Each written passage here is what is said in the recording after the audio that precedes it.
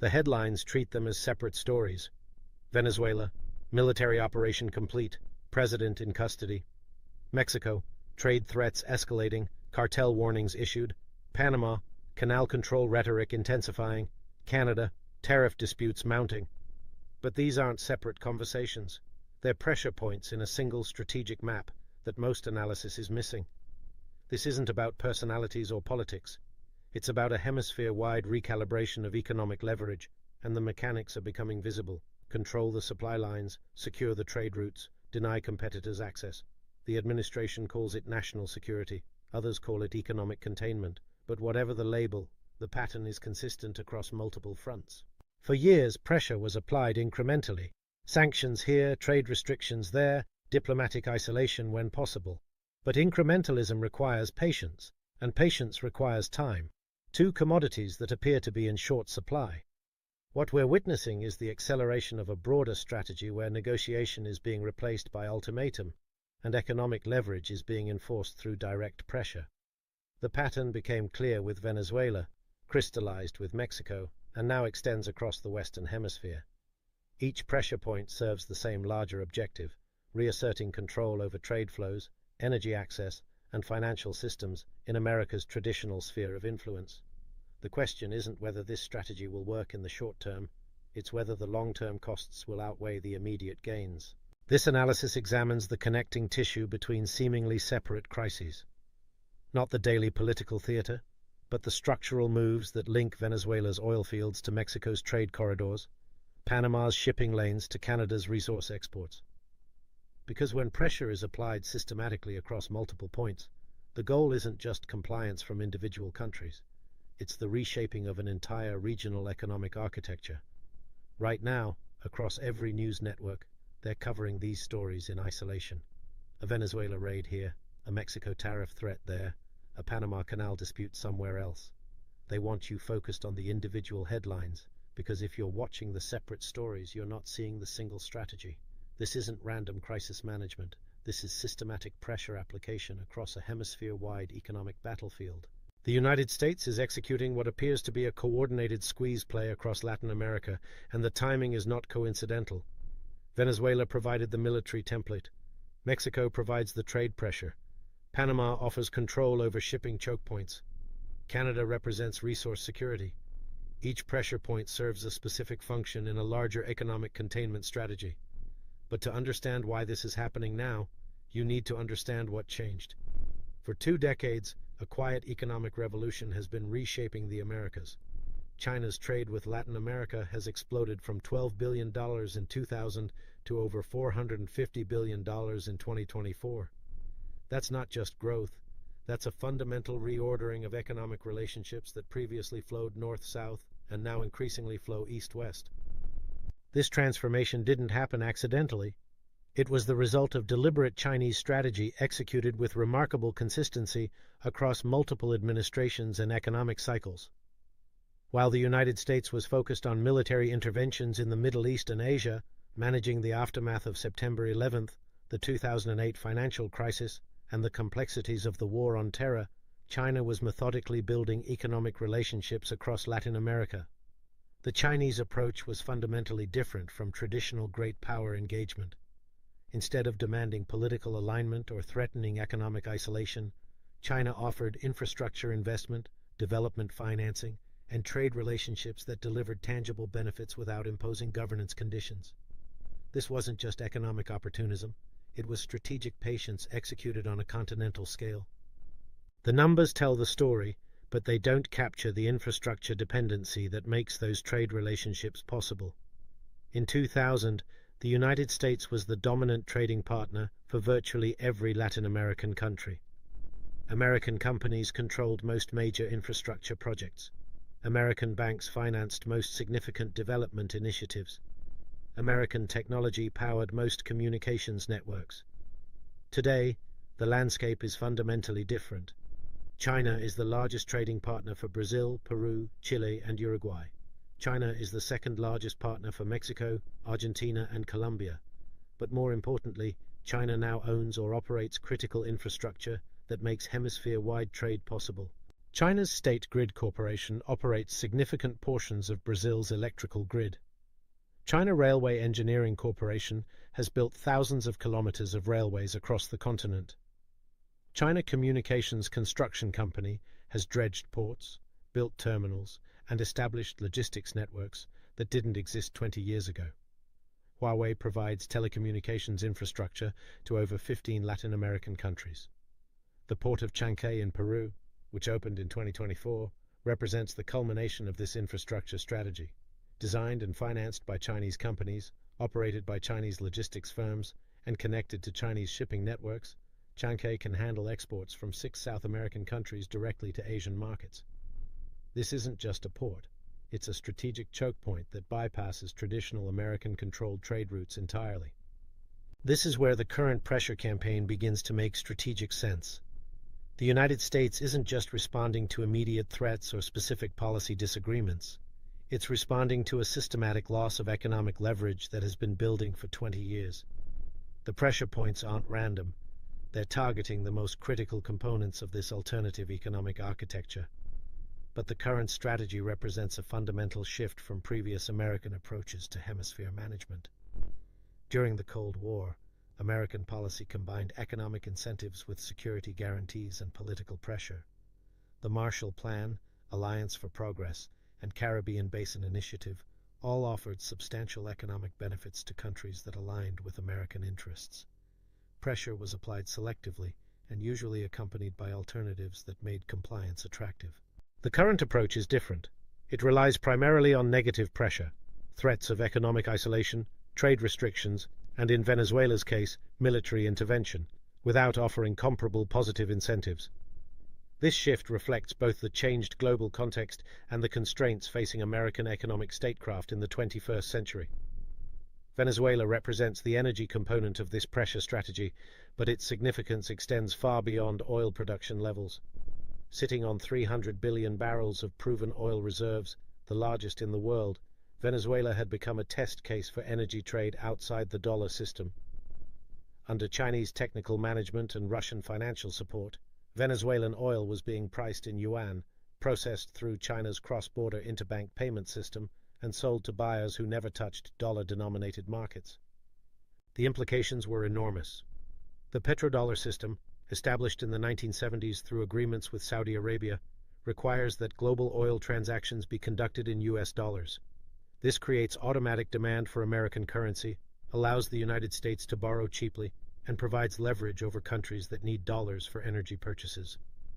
If Venezuela, controlling nearly 20% of global proven oil reserves, could successfully price energy outside the dollar system, it would prove that this framework wasn't inevitable. Other energy producers would have a working model for alternative pricing mechanisms.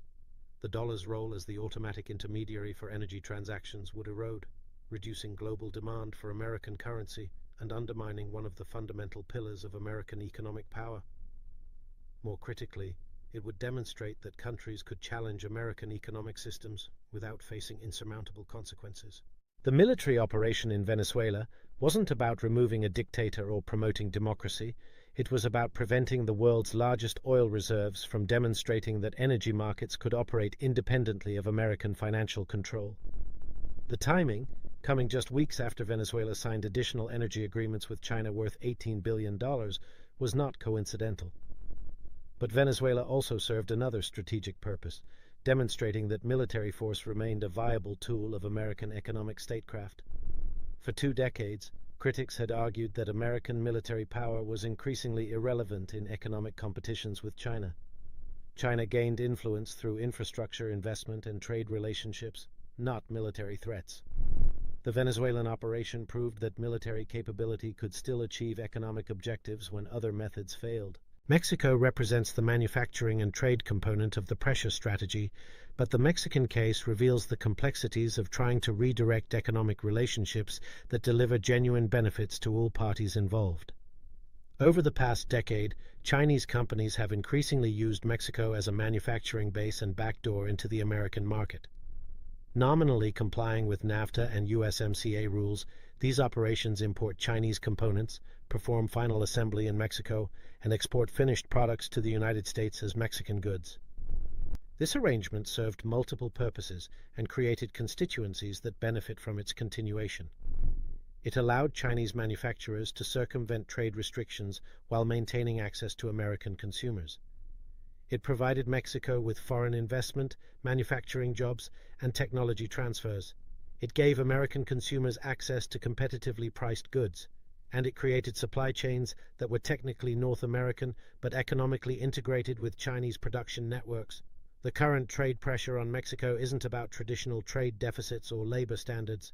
It's about preventing China from using Mexico to render American trade restrictions ineffective. When Chinese companies can manufacture in Mexico and sell to American consumers without facing tariffs designed to limit Chinese imports, the entire framework of trade-based economic competition becomes meaningless. But Mexico's relationship with China extends far beyond manufacturing arrangements. Mexico has become a significant importer of Chinese goods, a destination for Chinese investment, and a participant in Chinese infrastructure projects. Mexican ports increasingly serve Chinese shipping lines. Mexican telecommunications networks increasingly rely on Chinese technology. Mexican energy projects increasingly involve Chinese financing. More significantly, Mexico has been exploring alternative financial arrangements that reduce its dependence on dollar-denominated transactions. Mexican-Chinese trade is increasingly settled in local currencies. Mexican banks have established relationships with Chinese financial institutions that bypass American clearing systems. Mexico has expressed interest in joining BRICS and participating in alternative payment mechanisms. The pressure on Mexico represents an attempt to force a choice: maintain privileged access to American markets or continue deepening economic integration with China. The assumption is that Mexico will choose American market access because it's more valuable than Chinese investment and trade. That assumption may be correct in the short term, but it creates long-term incentives for Mexico to reduce its dependence on American economic approval. This arrangement served multiple purposes and created constituencies that benefit from its continuation. It allowed Chinese manufacturers to circumvent trade restrictions while maintaining access to American consumers. It provided Mexico with foreign investment, manufacturing jobs, and technology transfers. It gave American consumers access to competitively priced goods, and it created supply chains that were technically North American but economically integrated with Chinese production networks. The current trade pressure on Mexico isn't about traditional trade deficits or labor standards. It's about preventing China from using Mexico to render American trade restrictions ineffective. When Chinese companies can manufacture in Mexico and sell to American consumers without facing tariffs designed to limit Chinese imports, the entire framework of trade-based economic competition becomes meaningless.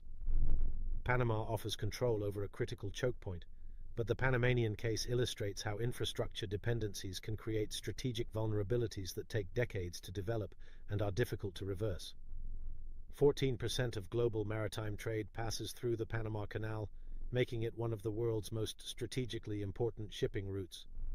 For most of the 20th century, American influence over canal operations was taken for granted, first through direct territorial control, and later through treaty arrangements that guaranteed American interests. But over the past 2 decades, Chinese shipping companies have become the canal's largest users, and Chinese companies have invested heavily in port facilities on both sides of the canal.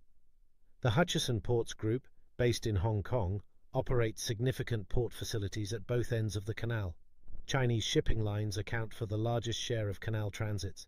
Chinese logistics companies have invested in warehousing, transportation, and cargo handling throughout Panama. The result is a situation where America's most important hemispheric trade route is increasingly dependent on Chinese commercial operations. This dependency developed gradually and without triggering immediate American responses because it was primarily commercial rather than governmental. Chinese companies operated efficiently, paid competitive rates, and didn't interfere with American military or strategic transits. But dependencies that seem manageable during periods of cooperation become vulnerabilities during periods of competition. If tensions between the United States and China escalate to the point of economic warfare, Chinese influence over canal operations could disrupt American trade flows and supply chains. Chinese companies could slow transits, prioritize Chinese shipping, or coordinate with Beijing to use canal access as leverage in broader negotiations. This arrangement served multiple purposes and created constituencies that benefit from its continuation. It allowed Chinese manufacturers to circumvent trade restrictions while maintaining access to American consumers. It provided Mexico with foreign investment, manufacturing jobs, and technology transfers. It gave American consumers access to competitively priced goods, and it created supply chains that were technically North American, but economically integrated with Chinese production networks. The current trade pressure on Mexico isn't about traditional trade deficits or labor standards. It's about preventing China from using Mexico to render American trade restrictions ineffective. When Chinese companies can manufacture in Mexico and sell to American consumers without facing tariffs designed to limit Chinese imports, the entire framework of trade-based economic competition becomes meaningless. The rhetoric about reasserting control over the Panama Canal isn't nostalgia for the era of American territorial control. It's recognition that shipping choke points can become strategic vulnerabilities and that those vulnerabilities may need to be addressed before they become impossible to reverse. The pressure on Panama represents an attempt to prevent this vulnerability from developing further and to reassert American influence over operations that are critical to American economic security. Canada provides resource security, energy, minerals, and agricultural products that American industrial systems require. But the Canadian case reveals how even the closest allies can become targets of economic pressure when their resource relationships begin to diversify away from traditional patterns. Canada possesses vast reserves of oil, natural gas, uranium, rare earth elements, and other critical materials that are essential for American economic and military operations. For most of the post-war period, Canadian resources flowed south to American markets almost automatically. Geographic proximity, integrated infrastructure, and complementary regulatory frameworks made north-south resource flows the path of least resistance. American refineries were designed to process Canadian oil. American industrial systems were calibrated to use Canadian minerals. American food systems relied on Canadian agricultural imports. But Canada has been diversifying its economic relationships, expanding trade with China, exploring alternative export routes, and developing supply chains that don't require American approval. Canadian oil increasingly flows west to Asian markets rather than south to American refineries. Canadian mining companies increasingly sell to Chinese industrial consumers. Canadian agricultural products increasingly serve Chinese demand rather than American food systems. This diversification reflects both economic opportunity and risk management. Chinese markets pay competitive prices for Canadian resources. Asian demand for Canadian energy and minerals is growing faster than American demand. Diversifying export destinations reduces Canada's dependence on American economic conditions and policy decisions. But from an American strategic perspective, Canadian resource diversification creates potential vulnerabilities during periods of great power competition. If conflict with China disrupts Asian supply chains, will Canada prioritize American resource needs or maintain its diversified export commitments? If Chinese investment in Canadian infrastructure creates dependencies, will Canada remain a reliable resource provider during crises? The pressure on Canada isn't about trade disputes or regulatory differences. It's about ensuring that critical resources remain within American economic orbit during a period of intensifying great power competition. The assumption is that American markets are so large and proximate that Canada cannot afford to jeopardize the relationship. But that assumption becomes less reliable as alternative markets grow larger and more attractive. The pattern extends beyond these headline cases and reveals the systematic nature of the pressure campaign. Brazil faces pressure over environmental policies and indigenous rights, but Brazil has also become China's largest trading partner in Latin America and a key participant in Chinese infrastructure projects. The Amazon development disputes aren't just about environmental protection, they're about preventing Chinese investment in critical mineral extraction and agricultural expansion. Chile confronts mining regulations and trade restrictions, but Chile has signed comprehensive free trade agreements with China and participates extensively in Belt and Road Initiative projects. Chilean copper increasingly flows to Chinese industrial consumers rather than American manufacturers. The mining policy disputes reflect American concerns about losing access to critical materials during potential supply chain disruptions. Colombia receives warnings about drug trafficking and security cooperation, but Colombia has been expanding economic ties with China and exploring alternative trade relationships. Colombian ports serve Chinese shipping lines. Colombian energy projects involve Chinese financing. The security cooperation demands reflect American efforts to prevent Chinese companies from gaining influence over infrastructure that could affect American interests. Argentina faces pressure over debt restructuring and economic policies, but Argentina has joined the BRICS group and begun settling trade in local currencies rather than dollars. Argentine agricultural products increasingly serve Chinese demand. Argentine energy projects involve Chinese investment. The economic policy disputes reflect American concerns about losing influence over a strategically important South American economy. The common denominator isn't the specific issue being raised in each case, it's the underlying economic relationship being challenged. Countries that maintain exclusive or primary economic relationships with the United States face minimal pressure. Countries that develop significant alternative relationships face escalating demands for compliance across multiple policy areas. This reveals the deeper strategic logic. The pressure campaign isn't designed to resolve specific policy disputes. It's designed to force binary choices between American-centered economic relationships and alternatives that include significant Chinese participation. The goal is to prevent the development of economic systems that could operate independently of American oversight during periods of strategic competition. But this approach encounters several structural limitations that may undermine its effectiveness over time. First, it assumes that American pressure alone can redirect economic relationships that have been building for 20 years and deliver genuine economic benefits to the countries involved. Chinese investment in Latin American infrastructure has created ports, roads, telecommunications networks, and energy systems that didn't exist before. Chinese demand for Latin American commodities has provided markets that pay competitive prices without imposing political conditions. Second, it assumes that countries will choose American approval over economic diversification, even when diversification reduces their vulnerability to exactly the kind of pressure they're currently experiencing. Every country facing American economic pressure has an immediate incentive to develop alternatives that make them less dependent on American approval for their economic security. Third, it assumes that pressure-based relationships are sustainable in the long term and can generate the kind of loyalty and cooperation that are necessary for effective alliance management. Countries may comply with immediate demands when faced with credible threats, but compliance based on coercion creates resentment and incentivizes the development of alternatives. Fourth, it assumes that American pressure capabilities will remain superior to alternative relationship offers over time. But China's economic capacity continues to grow, alternative payment systems are becoming more sophisticated, and other countries are developing their own capabilities to offer attractive economic relationships without American involvement. The responses are already becoming visible across multiple countries and policy areas. Venezuela, regardless of who governs it, will remember that oil priced in dollars made it a target for military intervention.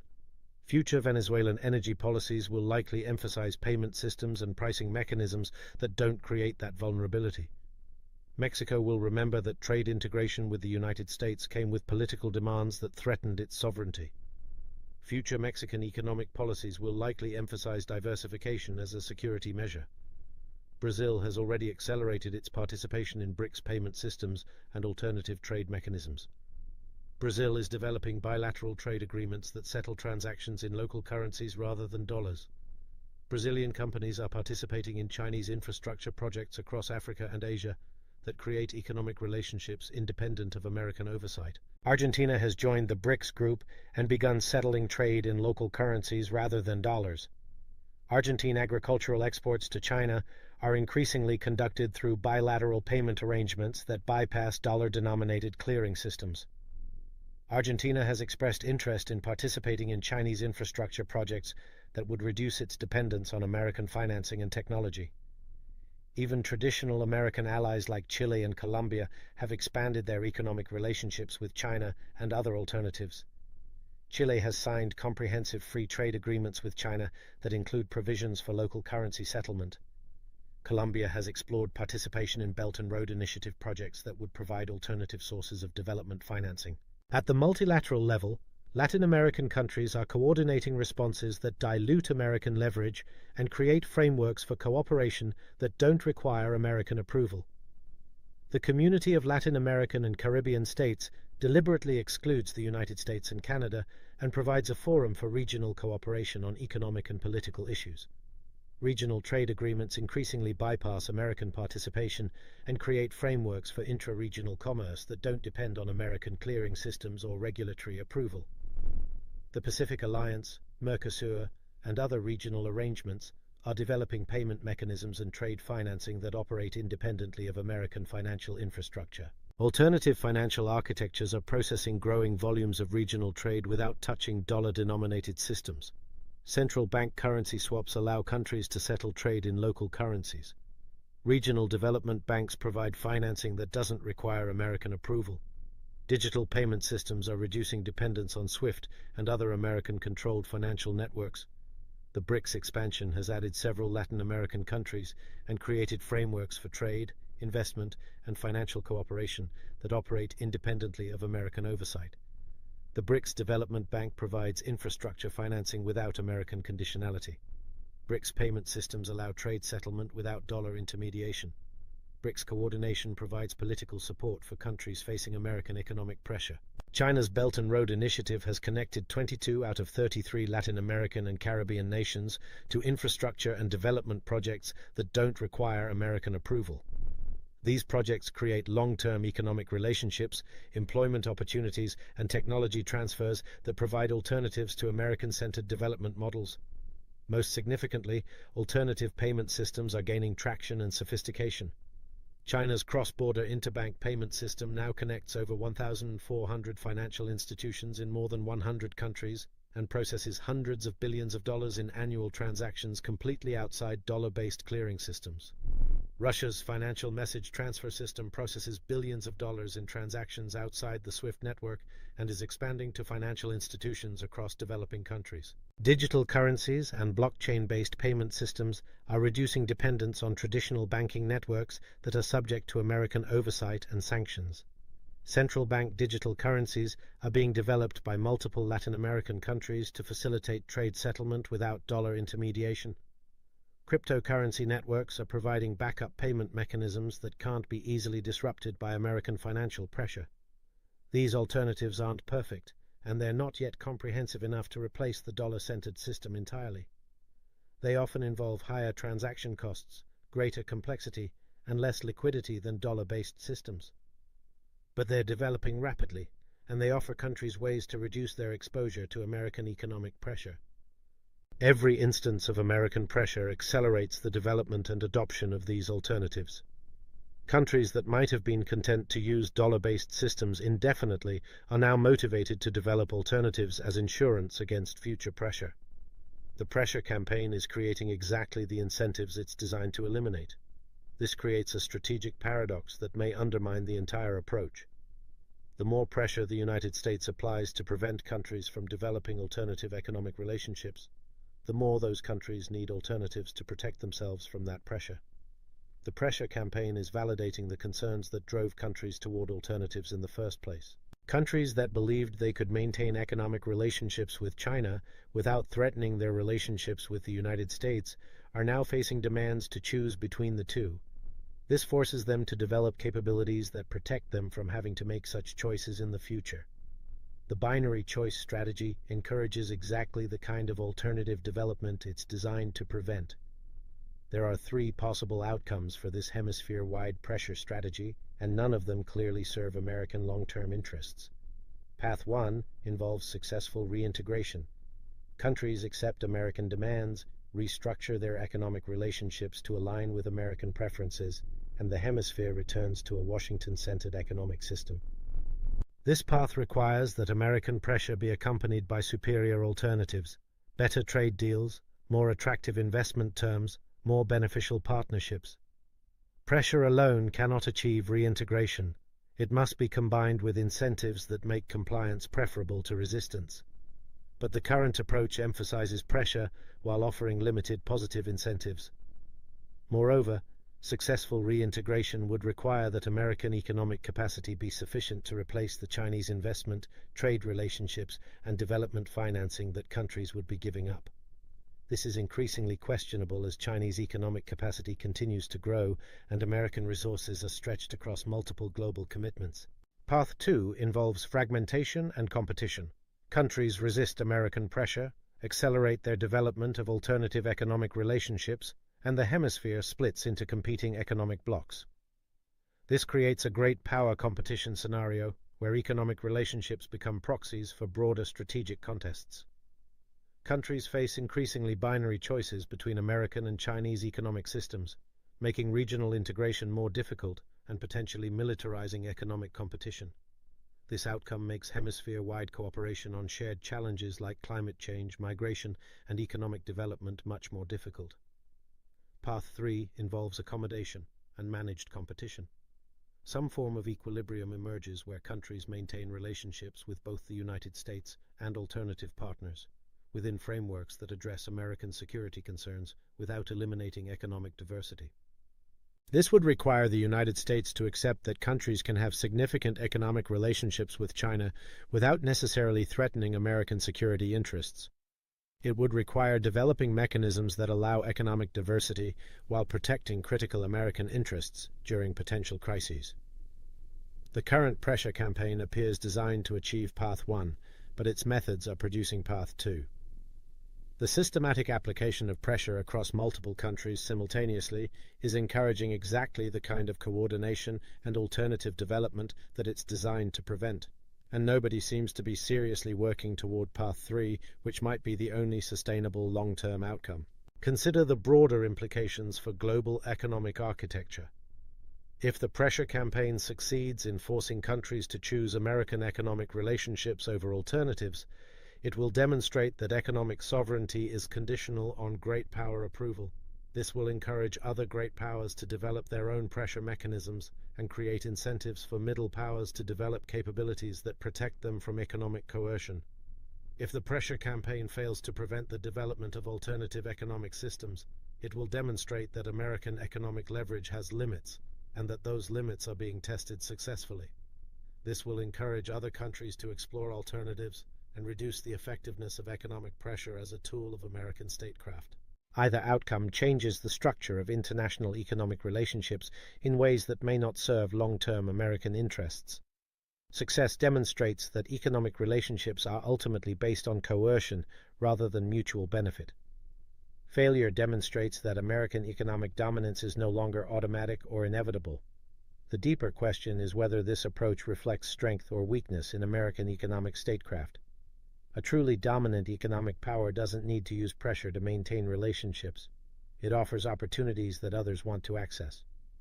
When pressure becomes the primary tool of economic statecraft, it suggests that the alternatives being offered aren't attractive enough to compete with other options. China gained influence in Latin America not through threats or pressure, but by offering infrastructure investment, development financing, and trade relationships that delivered tangible benefits to their partners.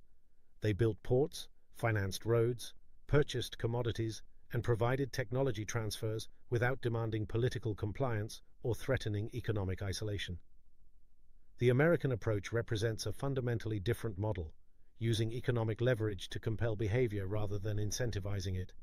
This can work in the short term, especially when backed by overwhelming economic and military capabilities. But it creates resentment, encourages the development of alternatives, and ultimately drives countries toward exactly the behavior it seeks to prevent. What we're witnessing is a systematic test of whether economic relationships in the 21st century will be based on positive incentives or negative pressures. The Venezuelan military operation demonstrated that pressure can still achieve immediate objectives. The Mexican trade threats are testing whether pressure can redirect long-term economic relationships. The Panama and Canada pressure points will determine whether strategic resources and choke points can be controlled through economic coercion. But each application of pressure also demonstrates why countries might want alternatives. Venezuela's oil made it a target for military intervention. Mexico's trade integration came with sovereignty costs. Panama's strategic location became a source of external pressure. Canada's resources became subject to political demands. The lesson for other countries is clear. Economic relationships with the United States come with political conditions that can be enforced through economic and military pressure. This doesn't necessarily make those relationships unattractive. American markets are large, American technology is advanced, American security guarantees are valuable. But it does make diversification attractive as a form of insurance against the risks of dependence. The strategic competition between American pressure and Chinese alternatives is reshaping the hemisphere's economic architecture in ways that may be irreversible regardless of which approach ultimately prevails. The outcome will determine whether the 21st century sees the consolidation of American economic hegemony or the emergence of genuine alternatives that provide countries with choices about their economic relationships. Venezuela was the proof of concept that pressure could still achieve strategic objectives in an era of economic competition. Mexico is the stress test of whether pressure can redirect established economic relationships that benefit multiple parties.